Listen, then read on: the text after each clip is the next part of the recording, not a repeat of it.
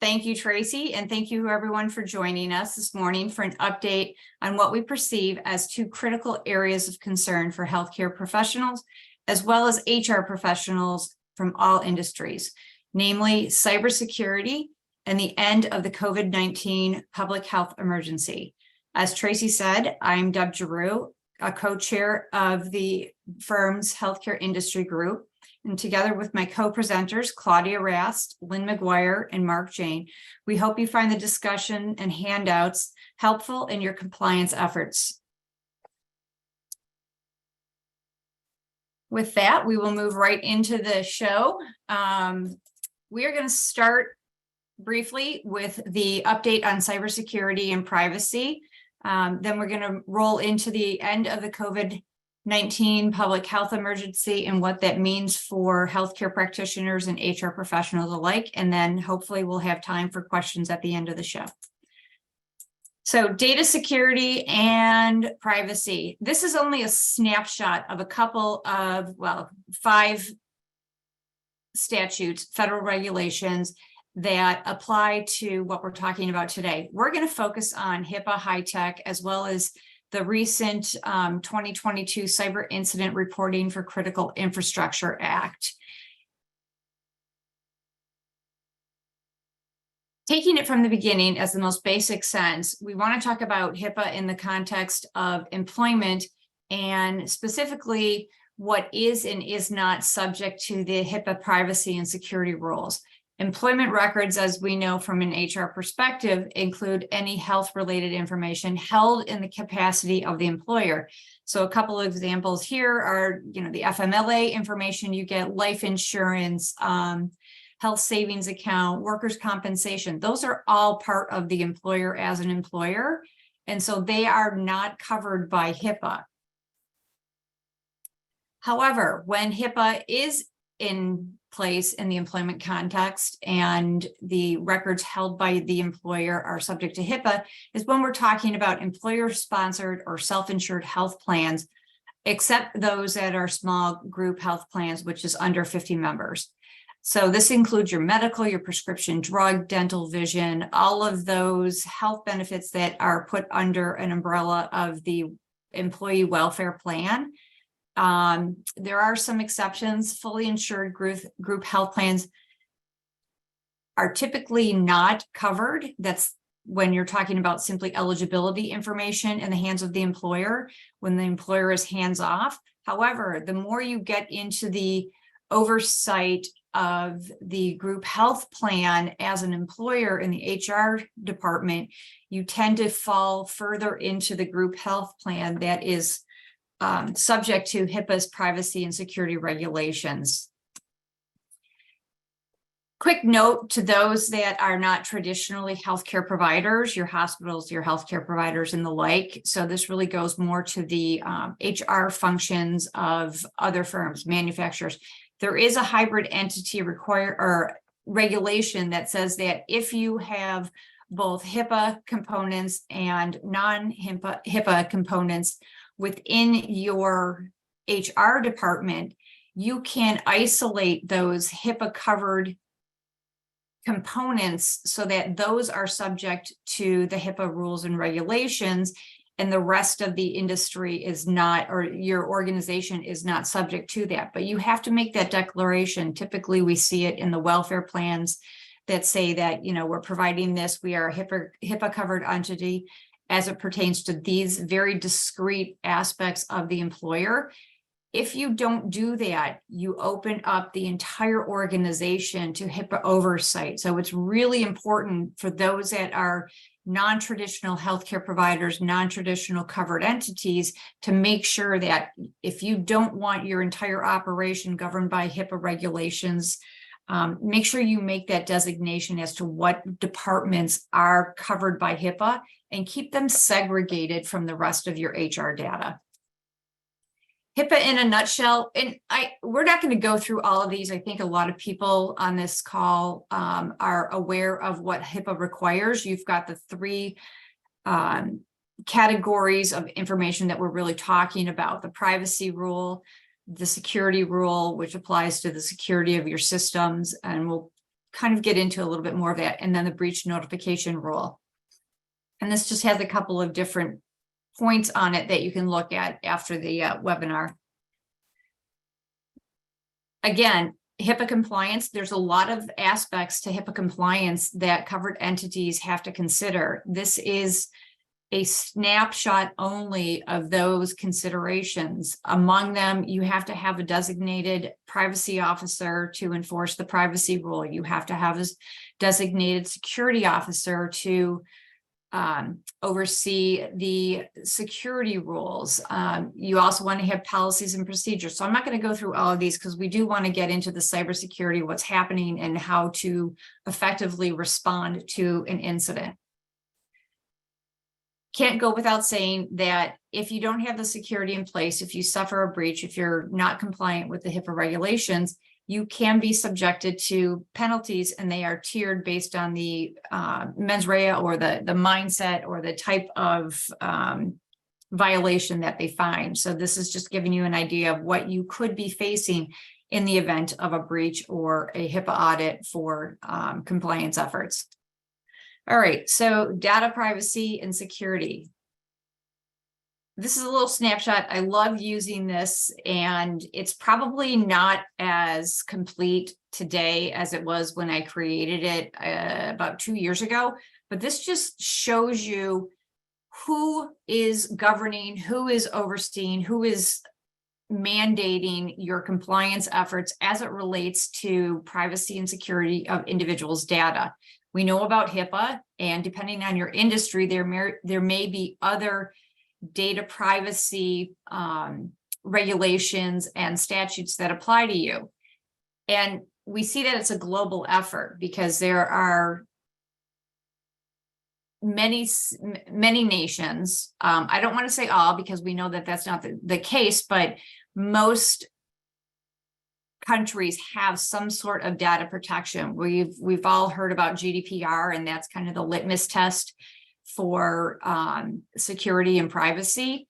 That's just one other consideration depending on what your industry is, if you are in a non-traditional healthcare. And quite frankly, even healthcare entities may have some individuals that come into their systems and they are from foreign countries and they don't live here. Their information is, if they're from Germany visiting for a while, you may be subject to GDPR if you have enough information on an individual who is not a resident of the United States. Quick snapshot of the top 10 health plan breaches in the last year from May 2022 to April of 23. We're looking at big numbers here. If you see on the top, the first breach of a health plan was nearly 1 million records, 854,913. So they are getting hit. And most of them, as you can see, are from hacking and IT incidents. A couple more fast facts. I'm not going to go through all of these again. Like I said, you can look at these, but we do know a couple of things. Number one, healthcare is and continues to be the #1 industry that is targeted by threat actors. The average cost of $7,900 per minute for the downtime due to a cyber incident with ransomware and encryption. 47% of breaches exposed customer PII and or PHI. And I need to stop here and say that this is based on data that has actually been reported. We know for a fact these numbers are well underestimated because there are a vast number of breaches that go unreported. So these numbers have to be taken with a grain of salt, but even as a low conservative number, they're quite astronomical to consider from the perspective of this could happen to you and this is what you might be facing. Again, another snapshot. This is based on the IBM report, so we have to give credit to them. They do a good job of gathering information. Like I said, healthcare industry is still the highest in the various industries with an average of 10.1 million for the cost of a data breach. You've got the types of breaches here depicted on the chart, and then it also shows when we're talking mega breaches, how the numbers go up in terms of incident response and everything else. I do like to note, though, that as we're going to talk about an incident response plan, one of the items you can see here that the average cost savings that comes with an incident response plan in an IR team with regular testing and training is about is just over $2.5 million. So it benefits everyone to have an incident response plan in place and to train on that, educate those that are part of it, test the response plan to make sure that in the event of a cyber incident or a breach, if you're talking about HIPAA information, you're ready and you're not scrambling to get all of the information that you need at the time of an incident. Some of the root causes, hacking still tends to be the highest root cause of all breaches. Why is it happening? The number one reason is because it's profitable. Healthcare entities and manufacturers, the HR departments, health plans, they have valuable information. They can get personal information, they can get social security numbers, and those have a value on the dark web. People are buying those, and they're buying those numbers to do any number of things, from identity theft. There are practitioners out there that are taking Medicaid numbers or Social Security numbers, and they're billing for services not rendered. So there's any number of different schemes out there, and that's why it's happening. The other reason is that there's vulnerabilities in the infrastructure. And I think the number one reason, and something that is always great to highlight, is that it's happening largely because of human error. Lack of training on the cyber incidents, the cyber crimes, what's going on there, the different variations of what can happen, training your individuals to look for stuff. Human error also comes in the way of leaving vulnerabilities in your infrastructure. If your IT department isn't doing the patches on a regular basis and on a timely basis, that's opening you up to vulnerabilities from the get-go. So human error, training, patches, all of those things really need to be considered. How's it happening? A number of ways. I just mentioned that there's vulnerabilities in the system, but email, that's the human error. There's vulnerabilities in the default settings of Office 365. You also have email compromises. Claudia, if you want to give a couple of examples of some of the other types of incidents that we've seen. Yeah, thanks, Deb. And these can be very interesting because VPN configuration can be a problem. We always think of the virtual private network, or VPN, as a secure way to access a system, but there are configuration issues, and so we've seen that. We've also seen really the focus on IT administrators and trying to get to them and do their credentials. Recently, we've seen what we call multi-factor authentication fatigue, where a threat actor will have an IT person's credentials and keep trying to do that MFA verification, and the IT administrator will say no, no, no, no, and then the threat actor will call and say, oh, by the way, this is Microsoft and we're having an issue and you may be getting multiple things, so just click. And they do, and they're in. So there are some very sophisticated ways now that this is happening. Go ahead, Deb. Thank you. All right, so a couple of scam alerts. We've seen these in the past, and for those that haven't, a great way to teach your staff, your workforce, on identifying potential phishing. You've got spoofing or phishing. They can be one and the same. They can have different definitions. But at the end of the day, spoofing, as it says, is someone disguises as an email address. We see the sophisticated threat actors using individuals that you may know. We've seen in our firm, emails coming from the CEO. The lesson to learn from those is you may know who it is, but if you teach your workforce, in a way to identify it is to hover over the name of who sent the email to see if they match. If it's something that, you know, the CEO of your company would never send you an email, you have to question that. So a lot of common sense, but there's ways to hover over links in documents to make sure that they actually represent what is depicted on the email. Claudia, you look like you want to say something.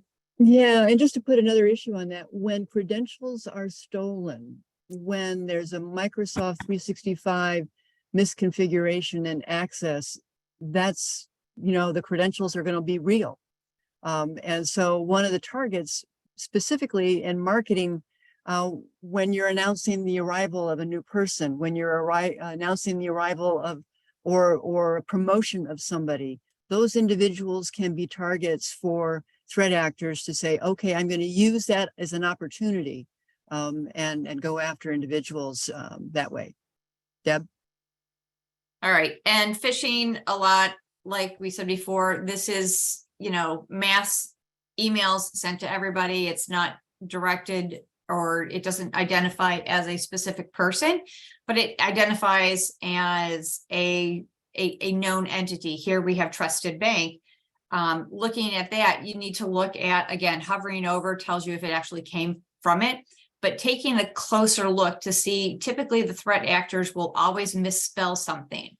Obviously, if you're not a member of Trusted Bank and you get this, you know, dear valued customer, you know it's phishing because you're not a customer of Trusted Bank. If you are a customer, then you have to ask yourself, would they send it to valued customer of Trusted Bank, or would they send it to me directly? So there's a lot of things that you need to look for to make sure that it can be trusted. And I think at the end of the day, because what we've been seeing a lot of recently is business email compromise, or BEC, where the threat actors are intercepting invoices and sending fake invoices, or saying, you know, we've changed our banking information. I think I have a slide on this. We've changed our banking information, and so please direct your payment of the attached invoice to bank account XYZ, and you do as it says, and you don't realize that you're sending it to a threat actor's bank account, and you are now paying someone, losing that money. And then you also have your customer or your patient or whomever saying, I didn't get that third installment of the payment. You've paid someone, you just don't realize that you didn't pay your customer, you paid a threat actor, and now what do? They do this all the time. And the easy fix for that is anytime, just having a policy that says anytime we get a change via email like that, where they're changing something significant that could lead to a financial loss, do it the old-fashioned way. Pick up the phone, call your bank contact and say, hey, or the contact at the customer and say, listen, I got an email. I just want to verify that you changed your banking information. If they say yes, go ahead, confirm that information with them, and then process the payment. If they say no, then you know that you had a phishing attempt and you have thwarted it by doing the simple task of picking up the phone and asking the sources that you know about that. Yeah, and even when you think that you've got a tried and true method to thwart that, we had a situation recently where the client called the company and said, did you send some new information about Wire? Said, yeah, I think we changed providers. And it turned out they hadn't, but our client got to go ahead and send it. So even in those situations. Deb? Yeah, and I think, lesson learned on that one is, document and follow up, at least write down who you spoke to at your customer. So if it is someone like Claudia mentioned who had no idea, but she was just saying, yeah, sure. Okay, I think we did. You have a name to pin that to. So if you suffer the loss and they come after you for the payment that didn't make it their way, you might have a valid defense saying, listen, I talked, they confirmed. And so we went with what it was. It was a threat actor. You need to train your people better. Yeah, and this is where it gets really interesting with artificial intelligence right now and generative AI. Everybody, I'm sure, has heard about this, ChatGPT and other manifestations. There are obviously tremendous benefits in AI and its use. But similarly, there are some very creative uses of generative AI that can be threatening and incredibly damaging for all of us. For example, and I have some of these examples here listed on the slide, it can write ethical code, and it's being used to write ethical code, but it also can write malware. Now, those who have been writing the algorithms for generative AI have put in certain kinds of protections so that anything explicitly illegal or nefarious will be thwarted. But that doesn't mean that the threat actors can't work around it to, for example, generate code that will do a penetration test. Well, okay, that works. And then you do it for nefarious reasons. It's incredibly useful for social engineering. All of a sudden now, those threat actors have perfect English and better grammar than most of us. No spelling problems. They have the commas in the right place. Generative AI is a great student of proper English and other languages as well. So the threat actors can use ChatGPT, for example, to comb the universe of your marketing information, gather all kinds of information about you, and then create very, very focused, very real, very, very fact-based kinds of social engineering emails. And then in terms of confidential and trade secret information, the incident of Samsung recently in April, for example, where a group of engineers were trying to fix a problem in the source code at Samsung. And so they put the source code of that, which is basically a trade secret for them, into ChatGPT to work out this issue by releasing to the public, basically, the source code. They lost that trade secret protection. It's then in the wild. Now, this is something that you can manifest in other kinds of ways too. For example, if you put, confidential meeting notes, or you want to do a presentation about certain surgical technique or various patients, and you put all that information and say, draft me a presentation, ChatGPT can do a great job of that. But then you've just put all that confidential information into the public and available for others to use and access. It's a great training tool. So, IT departments are using it to train their individuals, but it's also stepping up that level of training for all the threat actors as well, who now can train themselves using generative AI and API attacks. The interesting fact here is that API, or what we call application programming interfaces, those little machine scripts that allow machine-to-machine communication, 83% of all internet traffic is using API. Generative AI will then basically insert itself into this process and create problems. So just be very aware of who and how individuals will use, your practitioners, your staff, how they use generative AI. We need guardrails, and you need to make sure that information that is confidential, proprietary, or trade secret remain protected. Deb? Okay, thank you. We already talked about BEC, so I'm going to skip this slide. This is an interesting slide. It's based on a couple of articles by 3 threat actor groups who talked about what their strategies are for targeting industries and the like for their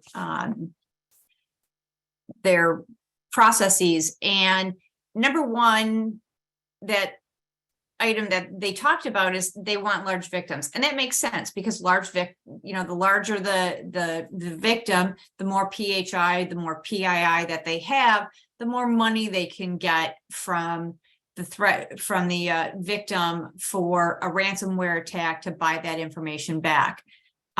Public naming and shaming, they like to look at things that if we take this and we put this out on the dark web and say that you've been breached, what is the company's response to that going to be? Are they going to pay to try to avoid the public naming and shaming? Probably. So it depends on the industry. They also, interestingly enough, will go in and they look to see if you have cyber insurance. And noting if a company has cyber insurance, because remember, the threat actors are in your system for a long time before you may even notice it if you're not keeping up on your security efforts.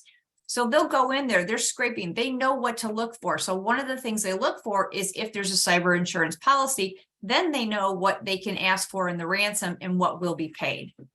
These are just a couple of other ones, so I will leave it to you to look at them afterward. Want to talk quickly about incident response and investigation. The slide shows you some of the common missteps that an organization can take when they are initially responding to a cyber incident. And I know Claudia can probably back me up quickly on this one, but I think the one takeaway from this slide is that it's human nature for your IT department to want to fix it. And they'll go in and try to see what's going on. When there's an incident, they will try to fix it. What they're doing is they're overwriting all of the threat actors' path within your system to make it more difficult for the forensics investigation to determine where the threat actors were, what they got access to, what they did with that access, what they exfiltrated. So it's really important to have your IT people stand back and let the forensic professionals determine what the threat actors did, who they are, what steps they've taken. Claudia? Yeah, just one quick thing. We work with an insurance company and do quarterly check-ins and an annual meeting and all that kind of stuff with them, and had one yesterday with this client. And the important takeaway here is that you can't expect your IT staff to understand the kinds of forensic security issues that occur in cyber incidents. And so having external help, having a forensic group, having someone come in periodically to do this will really help your IT staff, let them understand what's going on, give you a little heads up. It's really important to not put the burden on your IT folks who are not necessarily trained in forensic cyber incidents. Deb? Right, and that leads to the incident response, initial response, recovery activities. This is where your incident response plan comes into place. And that's what we really want to talk about, is to make sure that people have those plans in place should a ransomware or threat actor get into your system. So some of the initial responses that we always talk about, and again, this is going to be outlined in your incident response plan. Who are the people that are part of your incident response team? A couple of notables. You're going to have people from your C-suite that know what's going on. You're going to have your IT, the head of your IT, and maybe a secondary in case you can't get a hold of. We've had an incident just recently where the CEO got notice of ransomware. He couldn't find any of his individuals because, well, first of all, he didn't have outside of the system their contact information. And then there was only one person that he could go to, and that person wasn't answering. So you got to ask yourself, who are the people? And if they're not available, who's the next one in line? So you want someone from your IT department, you want your privacy individuals, the security officer. You want to have ahead of time your outside counsel that is part of the cyber incident response team, who knows how to deal with the cyber incident, who knows how to deal with the different regulatory bodies that need to be notified. They are going to walk you through the information, the whole process from start to finish. They are also going to be the ones that are engaging the outside forensic team to come in and do the investigation and remediation and mitigation to get all of the information, not only to get you back up and running, whether it's new systems or cleaning the systems, and dealing with the threat actors to pay them the ransom to get your information back, but you're also using them to get the data and the documentation that you're going to pass along to the regulators to say, this is how it happened. there's no way we could have avoided this. Now, I don't think you're ever going to be able to say there's no way you could avoid this, because no one can ever, completely avoid it. But it's a matter of, did we do all the right things and it still happened, or did we totally mess up and fail to do some really significant patches, and these people came in, we hear all about these 0-day threats where, there's known patches that go into it. And if you don't do it, they're in the minute the patches are, the system is not patched. Sorry, Claudia. Yeah, and make sure that it's in print. Yes. You don't want to have all your critical checklists and inventory of systems online. That would be encrypted. You want to make sure you have it handy, so print it out. Yeah, and as well as the list of individuals that need to be contacted for your team. Have a little laminated card of everyone's phone numbers, and get alternate phone numbers if you need to, because if your system goes down, and let's say it's connected to everybody's phone system and that's the only number that you have, you're not going to be able to get a hold of them. So you want to make sure that you have all of these different iterations and secondary sources to make sure that your incident response plan is carried out effectively. So the next step, you've got your incident response plan in place. You have an issue. This is where your your external forensic team comes into play, as well as your outside counsel and your internal workforce, those that know what the information is. If we're talking about a group health plan, for example, you're going to be utilizing the resources of someone in the HR department, typically the director or whoever has been tasked with the privacy aspects of the health plan under, as your privacy officer.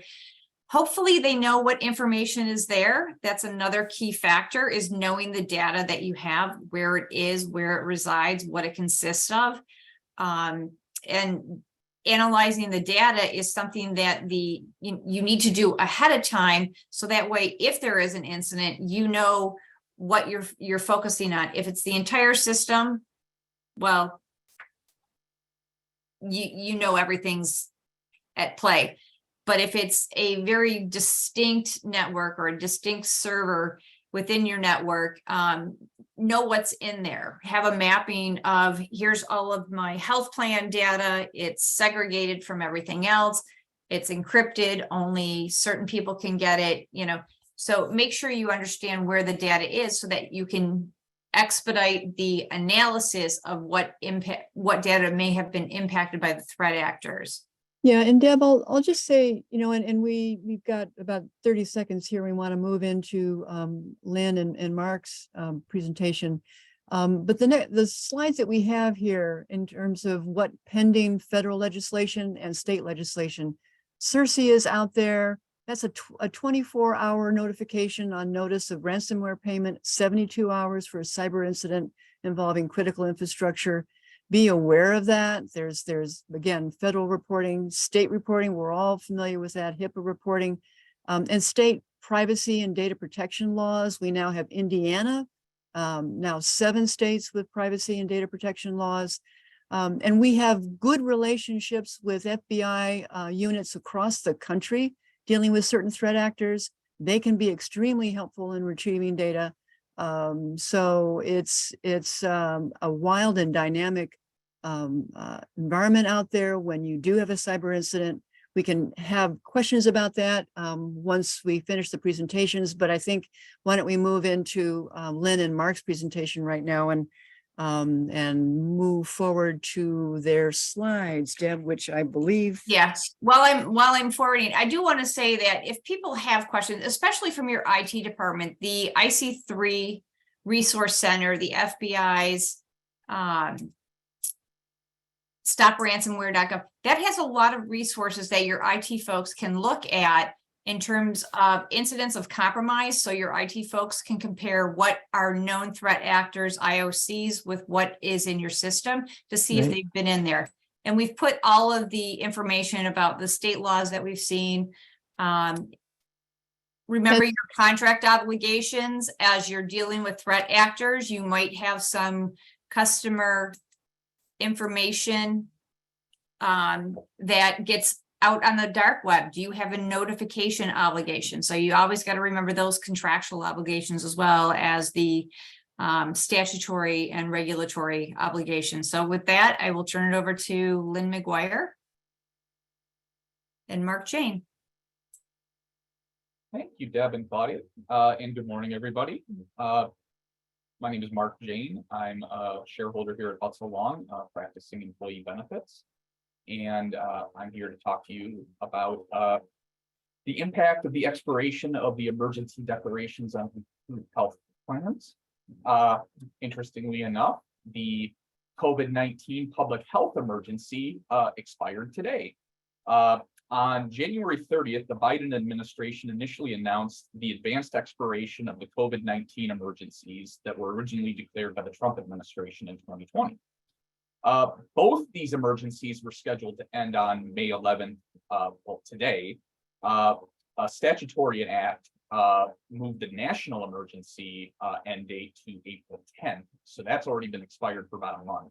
But I'll get into the impact that had on group health plans in a couple slides. But the overall thing to know is that the pre-pandemic provisions will apply again with these emergency expirations.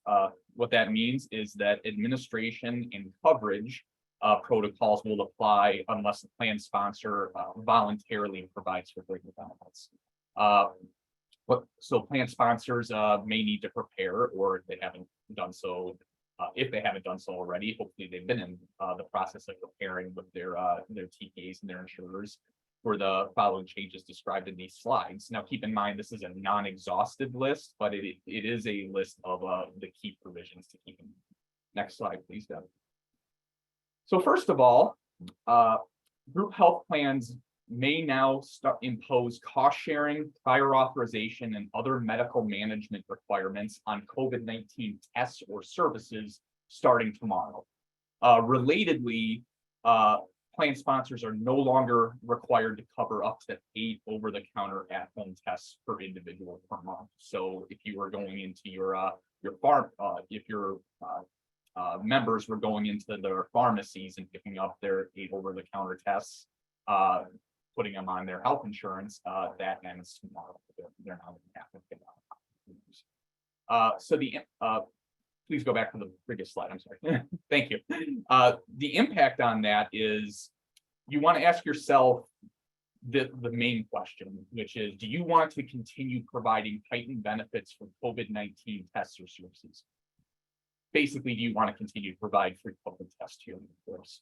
If yes, if that answer is yes, then you're going to want to investigate the cost impact and contact your provider or your issuer regarding the feasibility, whether or not they're able to continue to provide them, or if they're already switching their systems on a uniform basis back to pre-pandemic levels where cost sharing, pre-authorization, medical management is imposed across the board. You're going to want to start if this is feasible, and if you do want to do that, then you're going to need to start negotiating contract changes. If the answer is no to that question, you're going to want to consider notifying employees to avoid surprises at the point of service. Critically, you're going to want to review your plan documents and your summary plan descriptions and determine whether or not when the pandemic emergency came out, if you or your providers or insurers drafted documents and provided language that said during the emergency, these are going to be provided without cost sharing. You're going to want to update as necessary depending on the language in those documents. And I did not put on the slide whether or not a summary of benefits and coverage needs to be updated. Chances are they don't go that far into the weeds, specifically on COVID-19 tests. But if they do, the summary of benefits and coverage has to be prospective. So you're going to want to give an updated summary of benefits and coverage, providing a 60-day advance notice that those tests and services there is going to be a cost sharing. So it's critical to see what your summary and benefits and coverage for this plan year says on COVID-19 testing. It doesn't say anything at all. You should be okay. So the second part is group health plans are no longer required to cover out-of-network COVID-19 vaccinations free from cost sharing starting on May 12th, so tomorrow. Now, I mentioned that that's regarding out-of-network COVID-19 vaccinations because non-grandfathered group health plans will still need to cover COVID-19 vaccinations in network at 100% because of the Affordable Care Act that requires preventive services to be covered in-network preventive services to be covered at 100%. If you're a grandfathered health plan, that doesn't apply. But again, you could voluntarily provide it, although you're going to want to do a grandfather plan analysis to make sure that doesn't upset your grandfather. So what's the impact? Basically the exact same as the last slide. Do you want to continue providing your out-of-network COVID-19 vaccinations for free?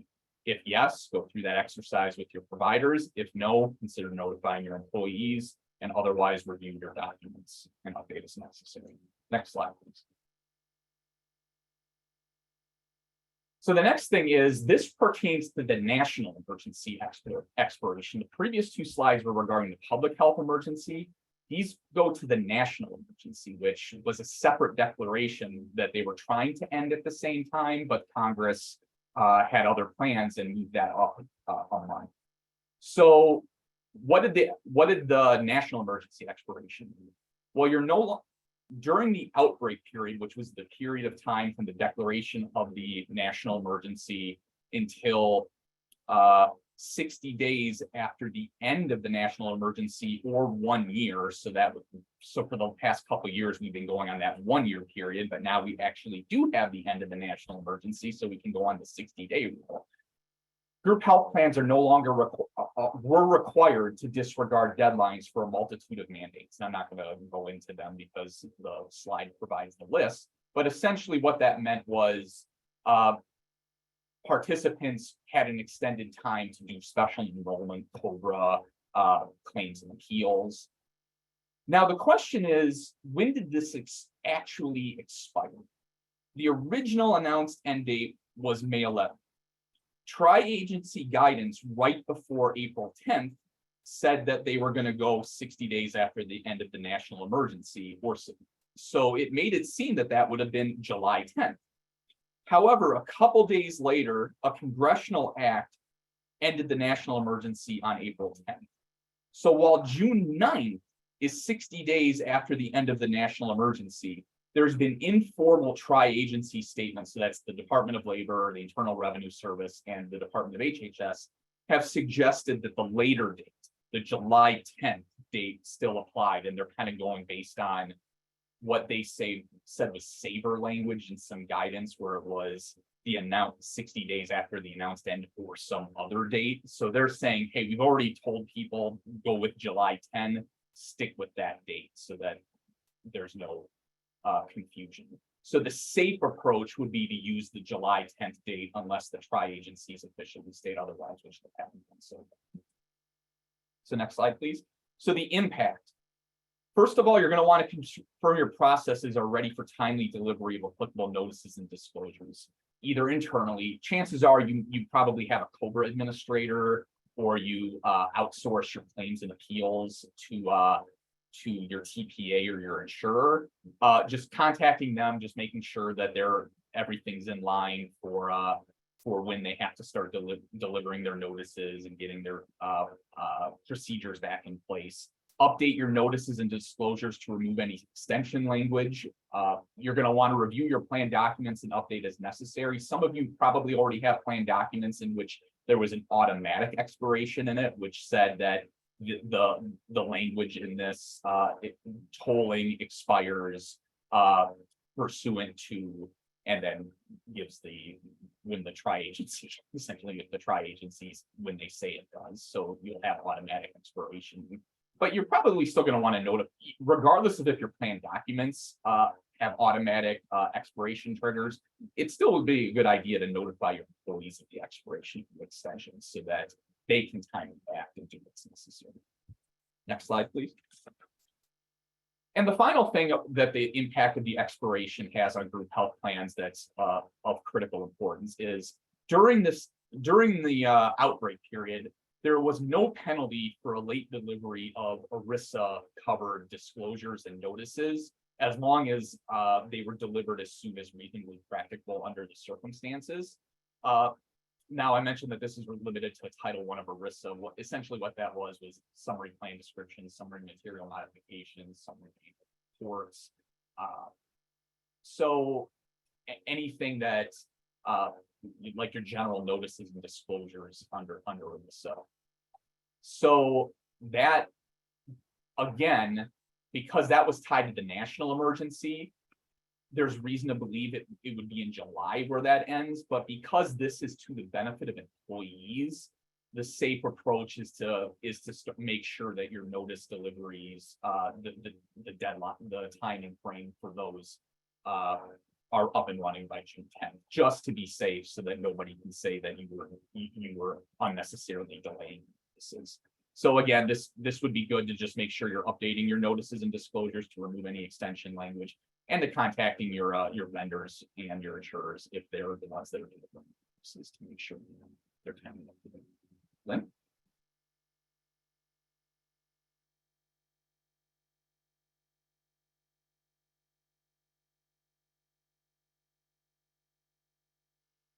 Sorry, I was having trouble unmuting. Hi, this is Lynn McGuire. I'm now going to switch topics. I'm going to talk about some compliance issues that we just want to make sure everyone's online with. The first is a law that was passed by Congress called the Transparency Act. And the idea behind it was the government wants to make sure that people get the information they need to do some smart shopping when they're going to get medical services. So one thing that they required was, and this started back in July of last year, they required a disclosure so that people could look up online and find out what the in-network rates are for certain covered items and services under your plan, and what the out-of-network amounts are for those items. So people could make a smart decision about whether they should go in-network or out-of-network ahead of time. They could look at the differences and make better choices. And in theory, that will drive down the cost of healthcare. And on a larger scale, it would also allow providers to look around and see if their prices are inordinately high and the coverage amounts are inordinately low, so that they could make better decisions on the front end as well. And the whole system would eventually drive down costs. So this disclosure, the first disclosure, was back in last July. Your group health plan was required to have disclosures in machine readable files on a website. So basically this means either for an insured plan, your insurer did it, or for a self-insured plan, you contracted with your third-party administrator to do it, to post these files that have all this information that's searchable. So if you're a group health plan, you don't have to create your own website to do this. You can rely on your third-party administrator to host it on their website. But you need to put it in your contract, because ultimately you're responsible, and your contract needs to say that you're transferring that responsibility to the third-party administrator. Next slide. So similarly, there are also price comparison tool requirements that went into effect in January, the first phase, to disclose cost sharing information. And cost sharing is, how much does the participant pay versus how much does your group health plan pay. So for the first 500 items that the government picked out and services, those had to be posted as of January 1st this year. And then the second phase of this rollout starts next year in January with all covered items and services under your group health plan. Just as in the last slide, this needs to be on a website that's searchable, and you get extra protection if you have it in your contract, if you're a self-insured plan, to transfer this responsibility to your third-party administrator. If you haven't got these websites in place, you haven't looked at them, you haven't looked at your contract, you need to contact your outside counsel for ERISA counsel to find out what you need to do to make sure you're compliant. Next slide. Prescription drug reporting is a big issue now as well, starting January 31st of this year.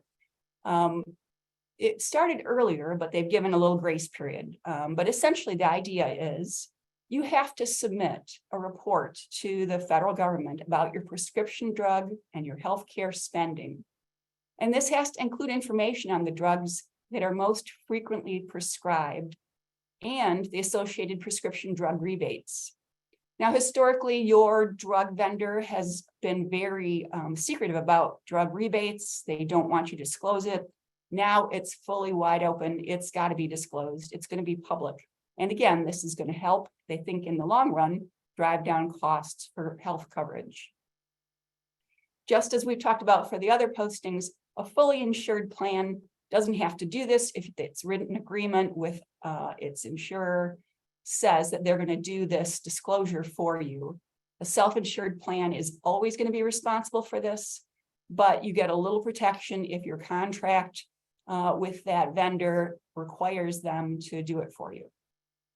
And again, the drug and the medical have to be aggregated. So if you haven't been talking with your vendors, your service providers, insurers, claims administrators, reach out to legal counsel to make sure you're compliant.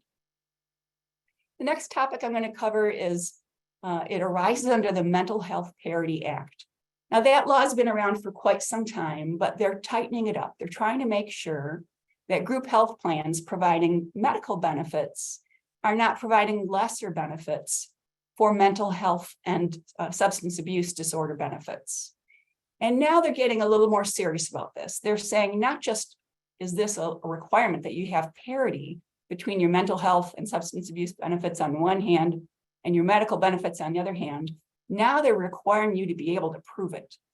So one of the things that is rolled out now is a requirement that you do a comparative analysis of the non-quantitative treatment limitations in your group health plan. What is a non-quantitative treatment limit? That's anything that limits your benefit in a way other than the numbers. So for example, if you have limitations or exclusions that require pre-authorization before you can get mental health benefits, if you have medical management standards based on medical necessity or appropriateness. So for example, you can't get these mental health benefits unless we determine that they're specifically appropriate. Or if you have network admission standards and the mental health benefits don't have as broad of a network because you're excluding the mental health providers inordinately as compared to your medical providers in network. Those are all things that can be problems.